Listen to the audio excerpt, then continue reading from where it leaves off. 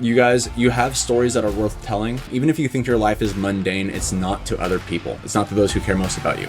We do a lot of ancestor stuff, and I found little day-to-day, to-do lists even of a random ancestor somewhere. I'm like, dude, this is something that they probably thought was so boring, and they thought they probably threw it away, and then it ended up getting mixed in some papers that were preserved or something.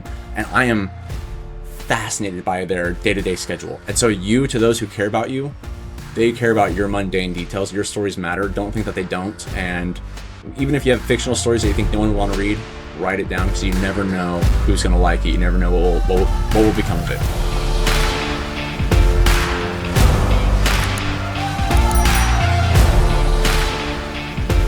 Everyone has a story, but not everyone has the tools, knowledge, or confidence to get it out there, get it published. Peyton Wilfley is the founder of AllTales, a platform that helps anyone turn their memories into beautifully illustrated books. Today on the show, we're going to talk about legacy, voice, and why your story matters. So let's jump into it. Peyton, thank you so much for being here on the show, man. Dude, I appreciate you having me on here. Appreciate it.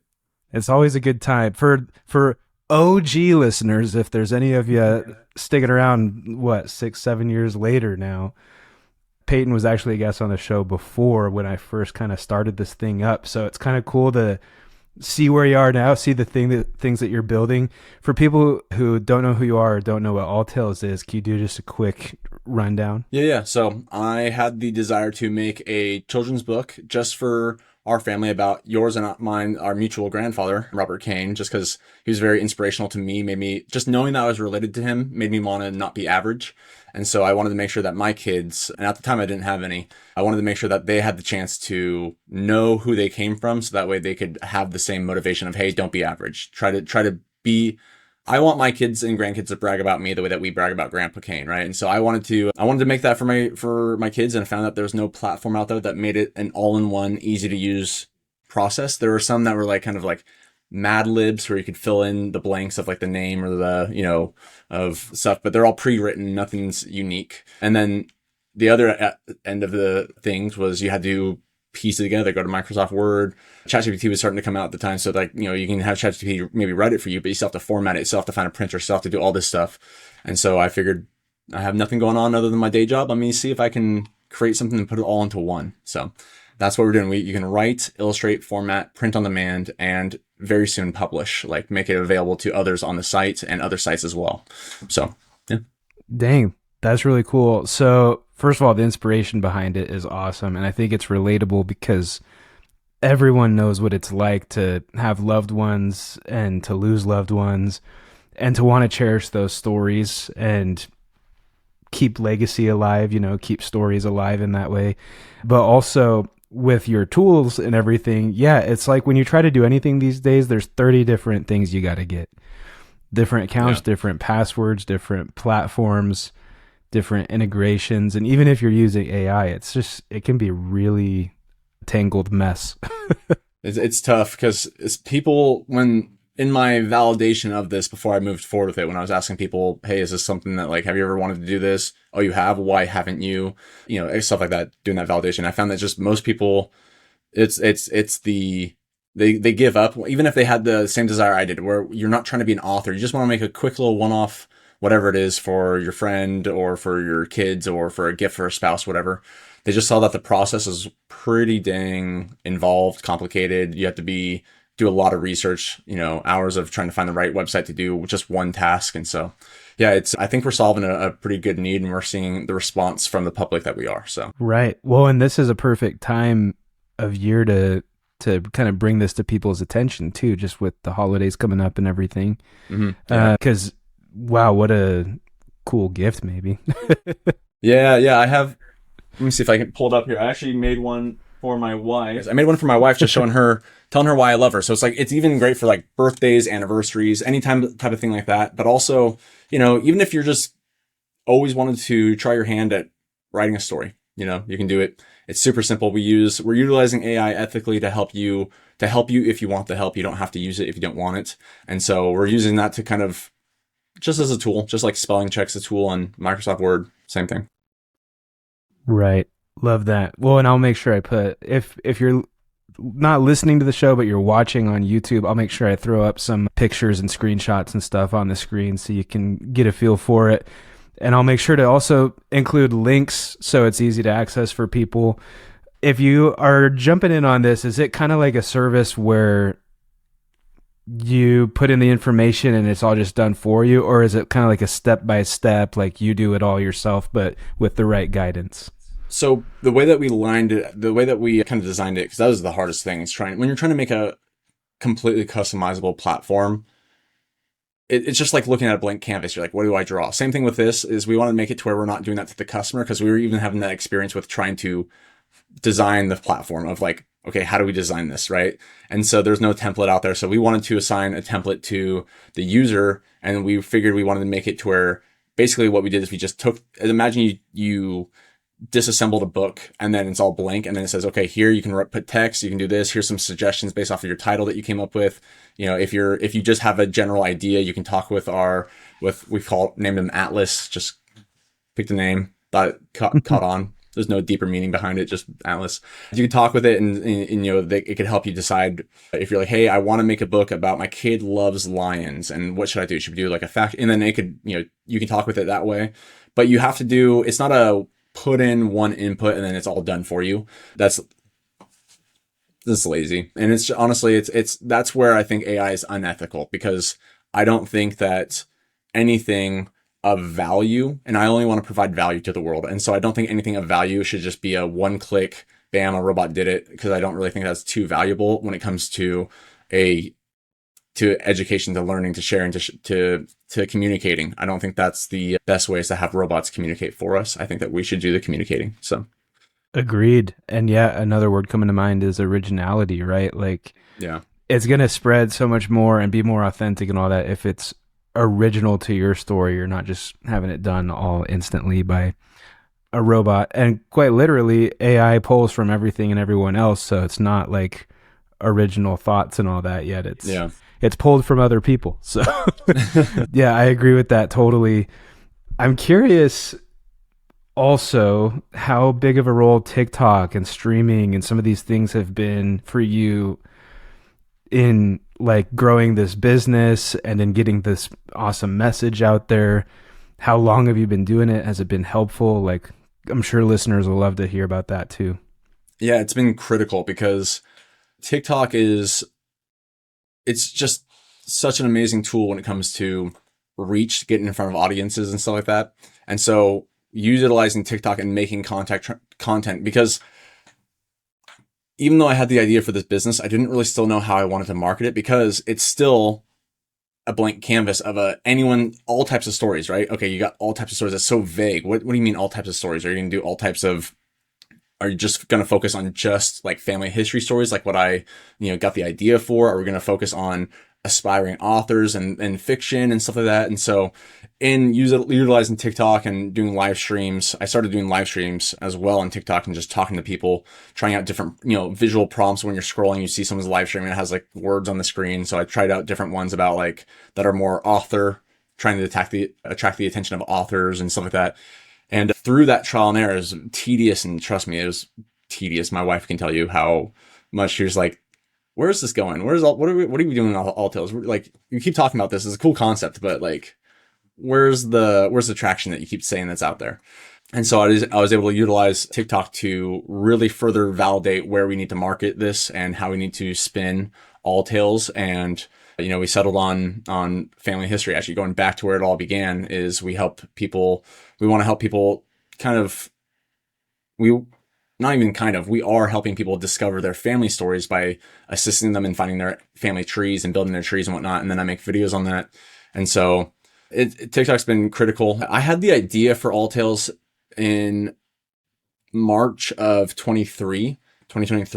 And it really got the idea because AI imagery was starting to not be so abhorrent. It wasn't like if anyone's looked into like AI stuff or watch anything about the progress of AI, they usually use this video of Will Smith eating spaghetti as the check mark or like the threshold. Like, here's where we're at this year, this time last year, and this time this year. Like, and they kind of use that. And the first one was just like just an abomination of like, what is that? Second one's like, okay, I kind of see that. And that's where I got the idea. I was like, okay, shoot, this stuff is kind of like, there's potential and it's just going to keep getting better. And so I wanted to utilize the illustration tools that are on there, because that's when I wanted to make the book about grandpa. I found that was the biggest hurdle, was the cost of hiring an illustrator. Most people can maybe write a simple children's book if it's like, the cat jumped over the moon, whatever, or even, more complex than that. We've all gone through school, written essays, whatever, but it's the illustrations parts. And so around that time is when I was like, actually, there's a potential for a business here. I didn't start marketing it.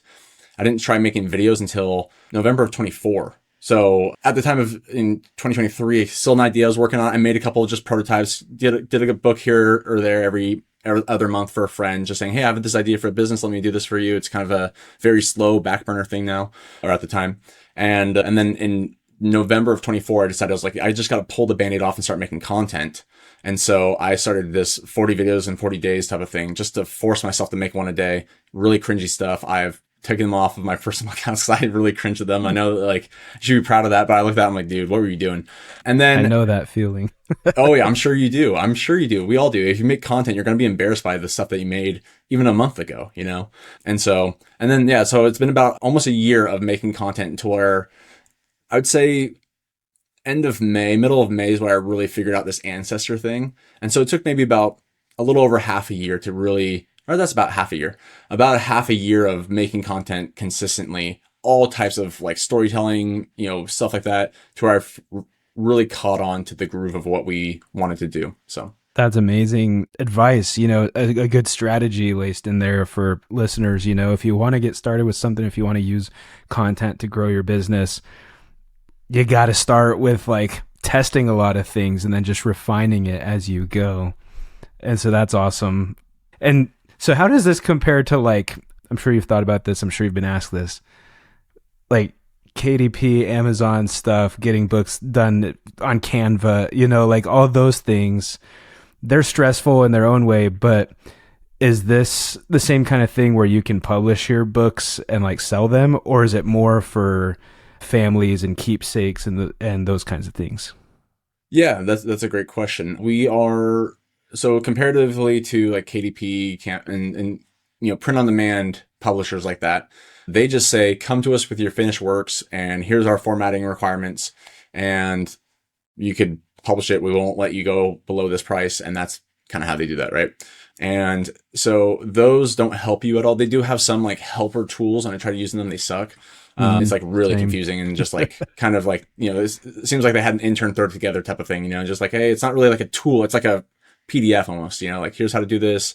Or it's a really basic, like really, really basic, looks like it was made in 2005, Word writer thing. It's really janky.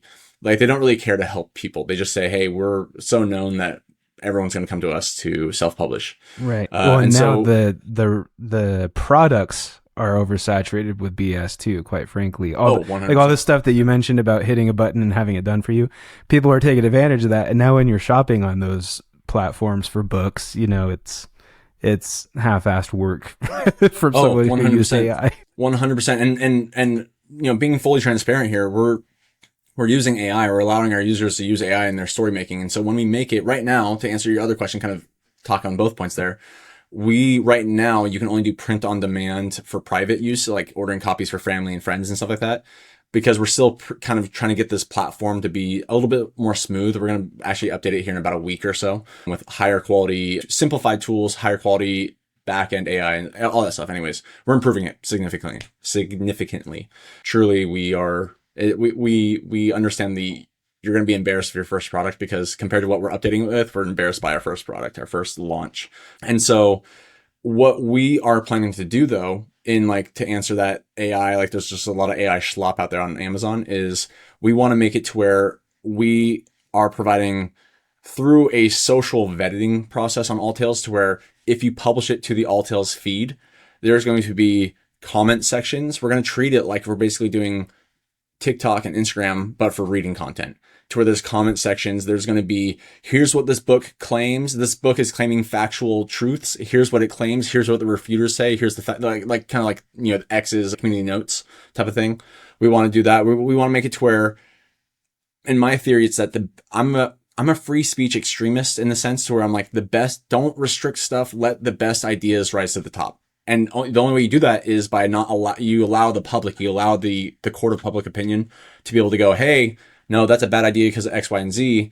And you can, here's why, here's my proof behind that. And so same thing with the AI schlop. If people are trying to publish something onto the AllTales feed that's just nothing but AI wrote it, they copied and pasted from ChatGPT, because our tools won't let them just do a one click, hey, write me a book about the importance of polishing your leather this way, whatever, right? People can go, we're gonna have like an AI meter on there, like this many people think that this is written by this, people are saying that they roughly guess that this is written 10% of it was written by AI or whatever, stuff like that. So that way there can be a court of public opinion. And yeah, and then also I'm playing with the idea of no anonym, and I can never say this word. No pen names. Okay. I want to get rid of pen names and anonymity, because I think that's a massive problem with the internet when it comes to people believing everything they read. There's that Mike Tyson quote to where he says, people are far too comfortable saying anything they want and not getting punched in the face.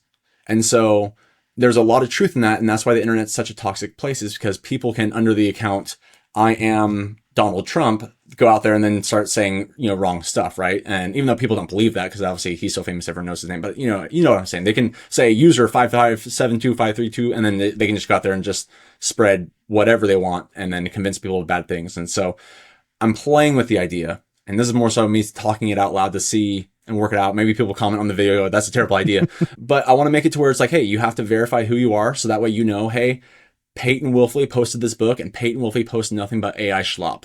So look at Peyton Wilfley's, stuff. He can't make a new account under a new anonymous account, username. When you make an account, you got to verify yourself somehow. And now he is no longer able, until he starts posting stuff that people aren't saying, or people, unanimously say isn't AI, in whatever threshold we decide is a passable threshold, then he's probably going to be not blacklisted, but people are going to see right away when they see the book pop up on their feed going, oh, this author is freaking known for writing crap. Okay, whatever. Right. The better ideas will rise. Exactly. So that's something I'm playing with. I guess if someone's listening to this and you guys want to comment on that, you can email me, info@alltales.com. Just email me and let me know what you think about that idea. Yeah, absolutely. And thanks for jamming on that here on the show. I think it's really cool, a cool place to be in when you're coming up with all these ideas for your business. It's like the creative part of entrepreneurship, right? And seeing what works, seeing what doesn't. And that's, as Gary Vee would say, that's probably like one of the best places it's really fun.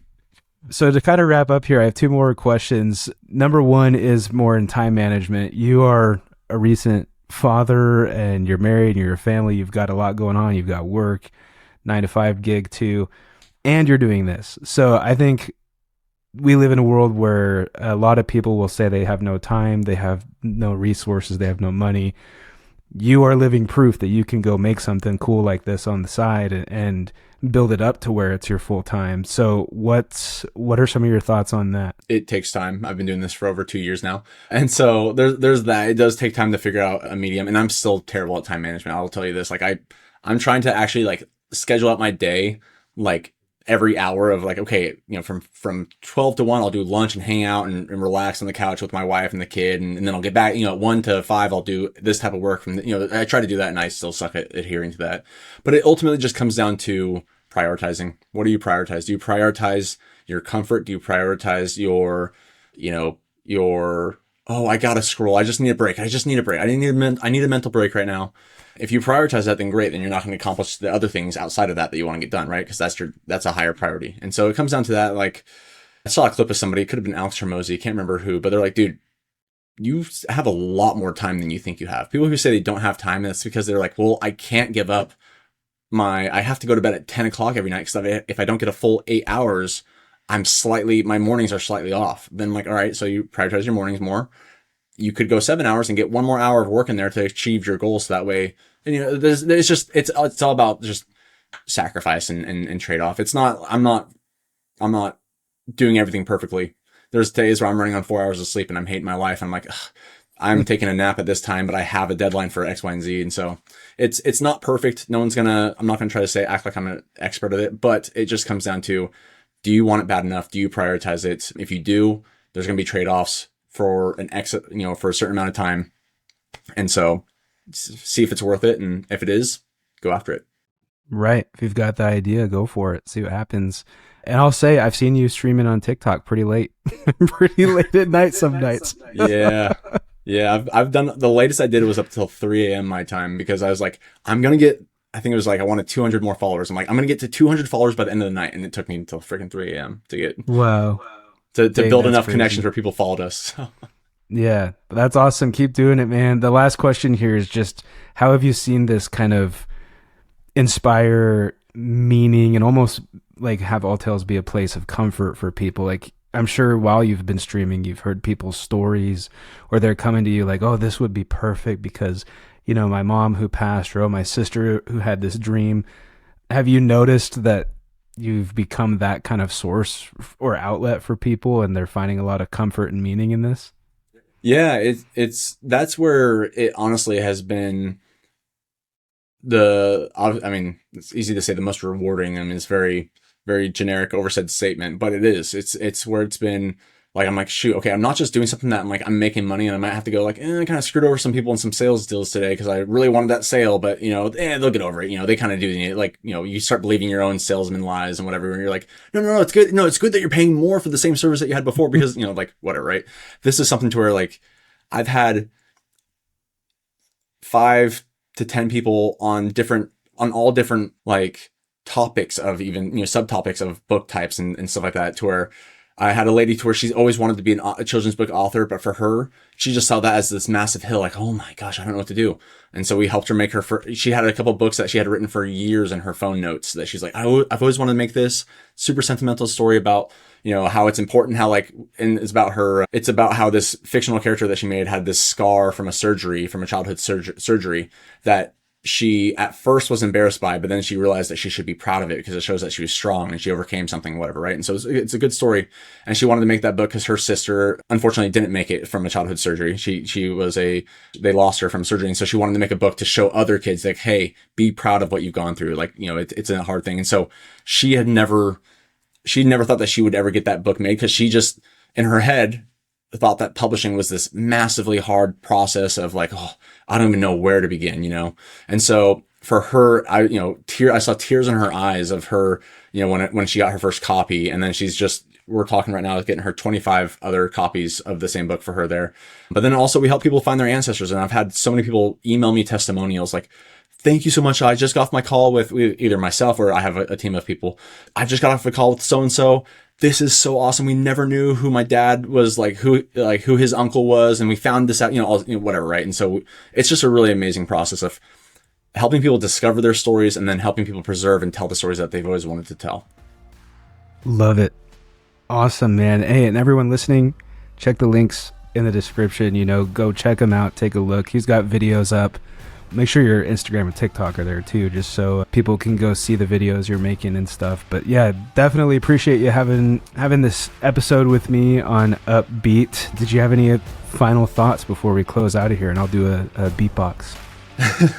Final thoughts, I'd say just you guys, you have stories that are worth telling. Even if you think your life is mundane, it's not to other people. It's not to those who care most about you. We do a lot of ancestor stuff, and I found little day-to-day, to-do lists even of a random ancestor somewhere. I'm like, dude, this is something that they probably thought was so boring, and they thought they probably threw it away, and then it ended up getting mixed in some papers that were preserved or something. And I am fascinated by their day-to-day schedule of like, today I gotta go milk the cow and do this. So even that stuff is fascinating to us today.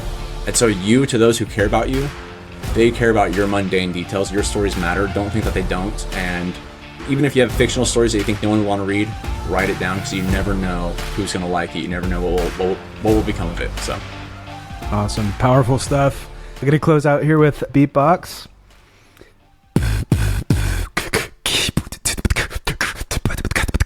Thank you, Peyton. Peyton Wilfley. Dude, that is so cool. I've never heard my name in a beatbox before. That's sick. Appreciate it, man. Hey, thanks so much for being on the show. Appreciate it, man. Thanks for having me.